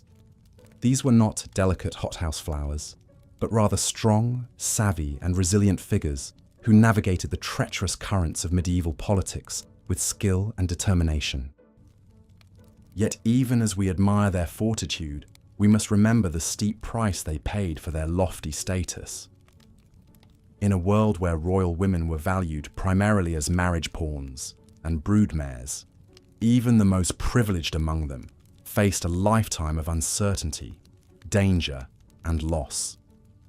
From the ever-present threat of childbirth to the constant jockeying for power and influence, the life of a medieval queen was a tightrope walk over a bottomless abyss. One false step, one untimely death or shift in fortune could send even the most carefully constructed life tumbling into chaos. And yet, for all the perils they faced, these royal women found ways to shape their own destinies and leave their mark on history. Whether as patrons of the arts, savvy political operators, or simply steadfast companions to their kingly husbands, queens like Marguerite and Eleanor carved out spheres of influence that extended far beyond the confines of their castle walls. In the end, perhaps that is the most enduring lesson we can take from the lives of medieval royal women, that even in the face of unimaginable adversity, the human spirit has an incredible capacity for resilience, ingenuity, and grace. These were women who bore the weight of crowns and kingdoms on their shoulders, and did so with a strength and dignity that echoes down through the centuries. So the next time you find yourself wandering through the drafty halls of a medieval castle or admiring the effigy of a long-dead queen, take a moment to remember the remarkable women who once breathed life into those stone walls. Theirs was a world of unimaginable grandeur and danger, of soaring triumphs and crushing defeats. But through it all, they endured, and in doing so, they left us a legacy of courage, resilience, and indomitable spirit that still has the power to inspire us today. As Marguerite of Provence's story illustrates, even the grandest royal pilgrimages could take a harrowing turn. The perils of travel in the medieval era were many, from treacherous roads to the risk of ambush, disease, and shipwreck. Yet for royal women, pilgrimage wasn't just an act of piety, it was a rare chance for adventure beyond the confines of the castle walls. Isabella of France, wife of King Edward II, embarked on a different kind of journey, one that would lead her down a dark and twisted path. Born into the French royal family, Isabella was renowned for her beauty and intelligence. In 1308, at the tender age of 12, she was wed to Edward in a grand ceremony meant to seal an alliance between England and France. But their marriage was troubled from the start. Edward was a weak and frivolous king, more interested in lavish entertainments and the company of his male favourites than in matters of state. He showered his friend Piers Gaveston with titles and riches, sparking the ire of his barons. Isabella, meanwhile, found herself increasingly sidelined and humiliated at court. As tensions mounted, Isabella bided her time and plotted her revenge. In 1325, she convinced Edward to allow her to travel to France, ostensibly to negotiate a peace treaty with her brother, King Charles IV. But once across the Channel, Isabella revealed her true intentions. She began gathering supporters and openly took Roger Mortimer, a powerful English nobleman, as her lover. Together, Isabella and Mortimer raised an army and invaded England, determined to depose Edward and rule in his stead. The king fled London, but was soon captured. In a sordid twist, Edward was imprisoned at Berkeley Castle, where legend has it he met a grisly end, a red-hot poker thrust into his bowels. With Edward out of the way, Isabella and Mortimer effectively ruled England for several years. The she-wolf of France, as Isabella came to be known, had overthrown a king and installed her teenage son, Edward III, as a puppet monarch. It was a stunning reversal of fortune, and a testament to Isabella's determination and political acumen. But power is a fickle mistress, and Isabella's grip on the reins of state would not last forever. As Edward III came of age, he grew resentful of his mother's domineering ways and Mortimer's arrogance. In 1330, the young king staged his own coup, arresting Mortimer and having him executed for treason. Isabella was spared, but stripped of her lands and wealth, and sent to live out her days in a comfortable exile. Isabella's story is a stark reminder that even the most influential of medieval queens were ultimately dependent on the whims of men, whether husbands, sons, or lovers. The same wits and wiles that could elevate a woman to dizzying heights of power could just as easily be her undoing. As the Middle Ages drew to a close, the lives of royal women began to change in subtle but significant ways.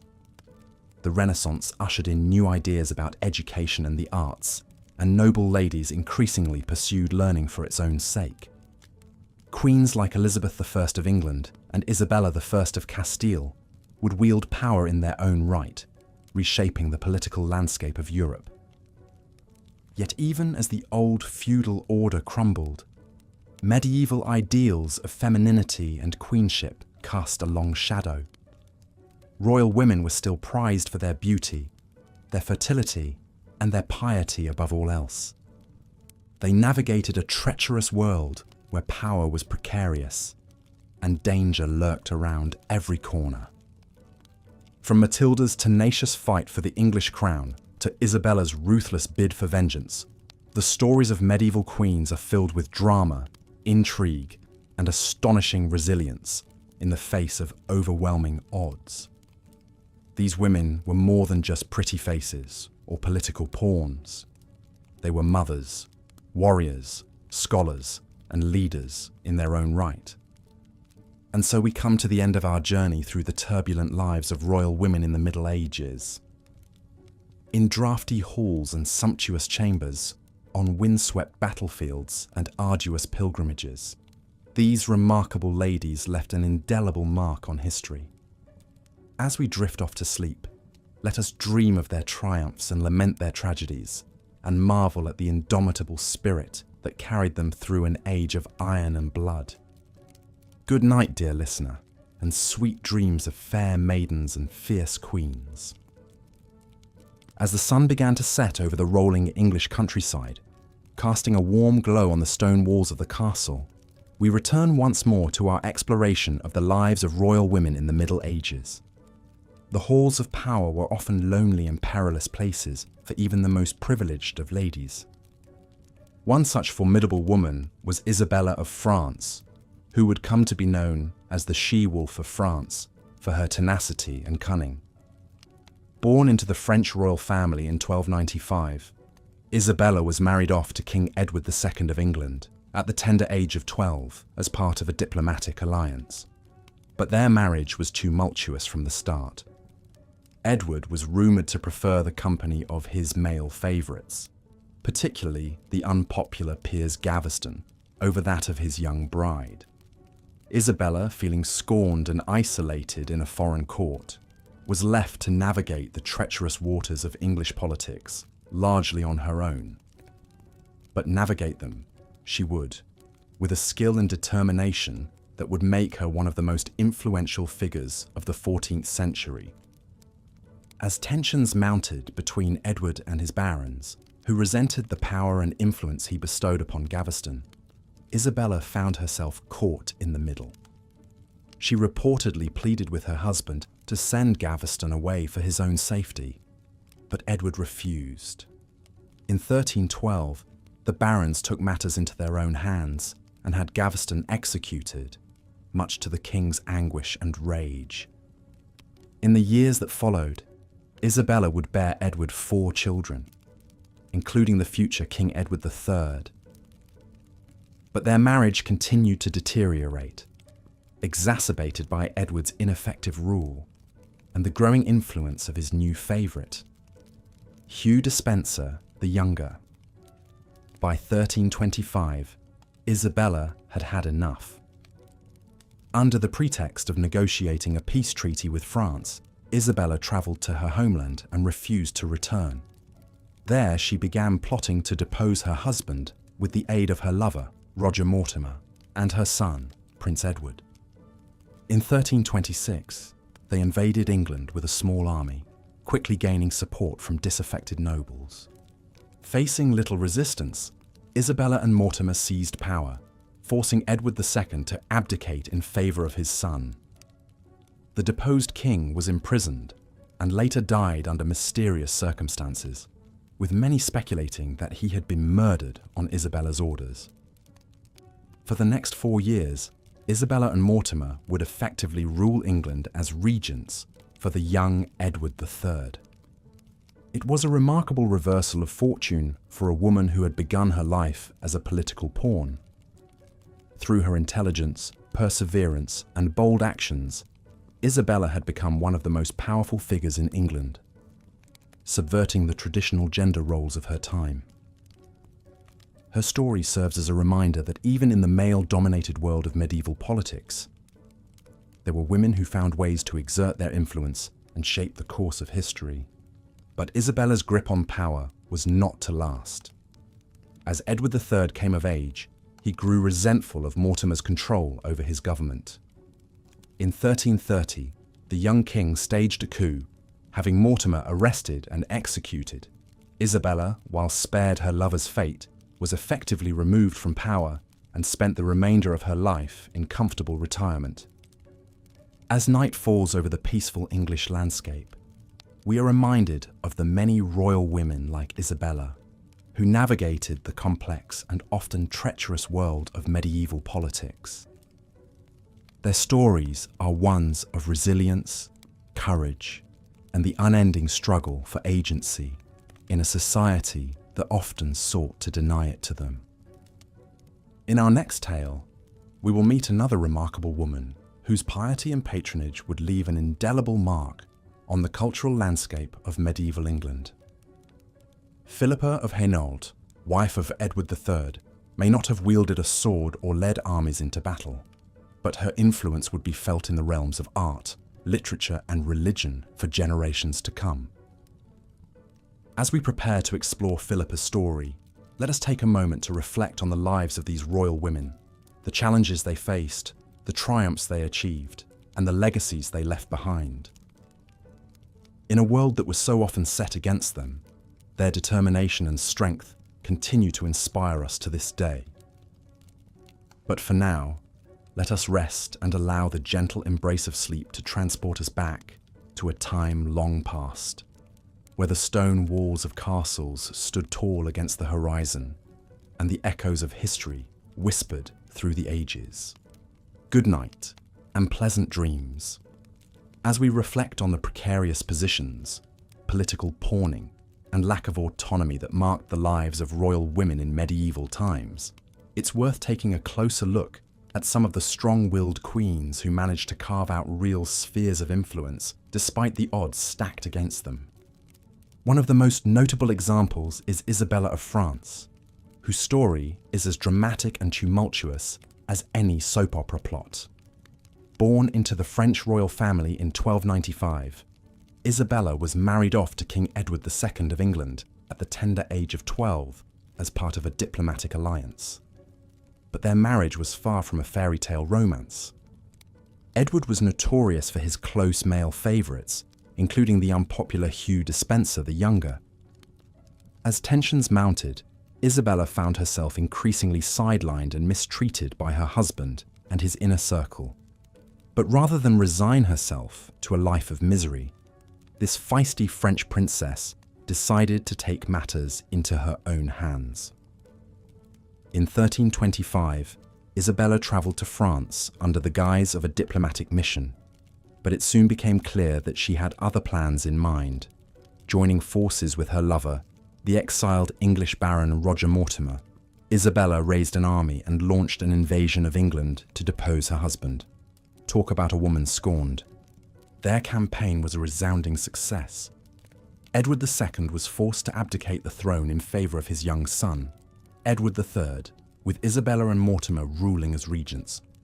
For a few short years, this formidable pair held the reins of power in England.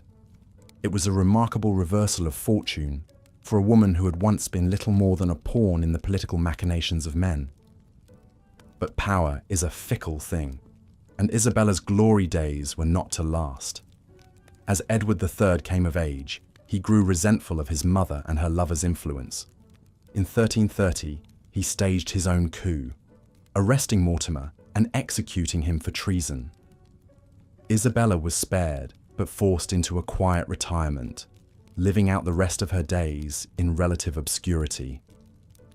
While Isabella's story is certainly one of the more dramatic examples, she was far from the only medieval queen to wield real political clout. In fact, during times of war or crusades, when kings were often away for long periods, it was not uncommon for queens to step up and rule as regents in their stead. One such queen was Blanche of Castile, who served as regent of France on 2 occasions during the 13th century. A Spanish princess by birth, Blanche was married to King Louis VIII of France at the age of 12. When Louis died just 12 years later, Blanche found herself in the challenging position of ruling on behalf of her young son, Louis IX. Despite facing opposition from rebellious barons who resented being governed by a woman, Blanche proved to be a capable and effective ruler. She quelled uprisings, negotiated treaties, and even personally led troops into battle when necessary. Under her guidance, France enjoyed a period of relative stability and prosperity.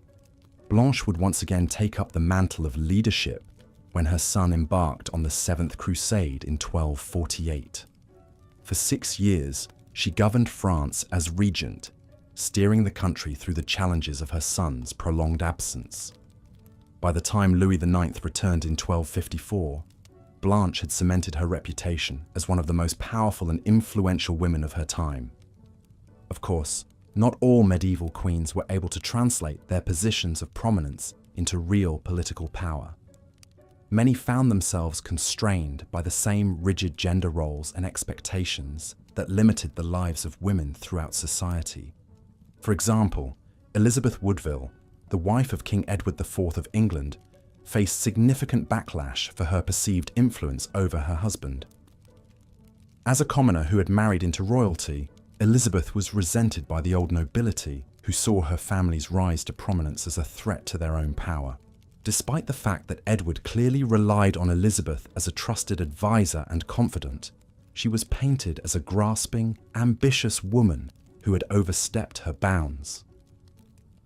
After Edward's death, Elizabeth's enemies wasted no time in turning against her, imprisoning her and executing her brother and sons on trumped-up charges of treason. So while some medieval queens were able to defy the odds and carve out real spheres of influence, they still had to tread carefully in a world that was deeply suspicious of female power. The precarious nature of their positions meant that even the most capable and accomplished women could find themselves quickly toppled from grace. It's a harsh reality that speaks to the incredible challenges faced by royal women in the Middle Ages. Theirs was a world of constant uncertainty, where the fortunes of even the most high-born ladies could shift on a dime. And yet, in the face of such adversity, many still managed to leave their mark on history, paving the way for the slow but steady march towards greater gender equality in the centuries to come. As we close out our exploration of the lives of medieval queens, it's worth taking a moment to reflect on the incredible resilience and strength that these women displayed in the face of unimaginable hardship. From political pawns to powerful regents, their stories serve as a testament to the enduring power of the human spirit, even in the darkest of times. So the next time you find yourself wandering through a drafty old castle or admiring a centuries-old tapestry, take a moment to remember the incredible women who once walked those same halls and whose legacies continue to inspire us to this day. Because while the world of medieval royalty may seem impossibly distant from our own, the courage and determination of these remarkable queens is something that still resonates across the ages. As Queen Philippa of Hainault's story illustrates, medieval royal women who embraced the roles of pious patron and intercessor could wield a form of soft power and leave a lasting cultural legacy.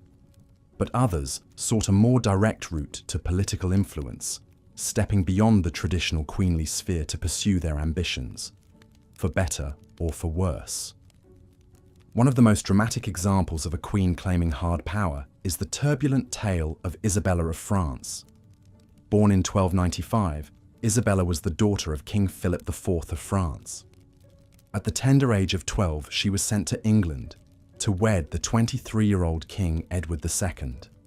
It was an arrangement intended to foster peace between the two kingdoms, but it planted the seeds of future strife.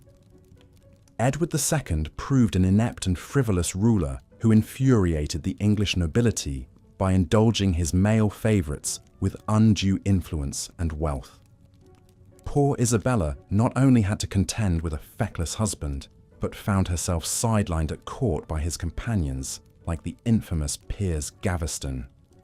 Her humiliation mounted as Edward neglected his husbandly duties to the point that some questioned whether their firstborn son was truly his heir. Tensions finally boiled over in 1325 when Isabella, now a frustrated queen in her 30s, travelled to France on a diplomatic mission. There, she made a fateful alliance, partnering with her exiled lover Roger Mortimer to amass an invasion force. In a shocking turn of events, Isabella landed on English shores in 1326, declaring her intent to depose Edward as an unfit ruler. Astonishingly, the royal couple's own teenage son, the future Edward III, sided with his mother in the coup. The hapless king was quickly overwhelmed. He was forced to abdicate the throne and was later brutally murdered, almost certainly at Isabella and Mortimer's command. For 4 years, the rebel queen ruled as regent for her young son, exacting vengeance on her enemies and richly rewarding her supporters. It was a heady period of female power that upended all notions of what a highborn woman and royal wife could do. But Isabella's flagrant affair with Mortimer and her increasingly ruthless actions alienated the nobles. When Edward III came of age in 1330, he seized control by staging his own palace coup. The Dowager Queen was initially confined to house arrest, although she eventually reconciled with her son and lived to a ripe old age. Isabella of France's story is a reminder of just how much was at stake in the game of medieval politics that royal women were thrust into. Her daring actions make her stand out from so many of her contemporaries, who were shuffled around as passive pawns. She took her fate into her own hands in the most dramatic fashion imaginable. Yet Isabella's rise and fall also illustrates the fine line that medieval queens had to walk. Taking too much power openly could provoke a backlash, as there was an underlying discomfort with female autonomy.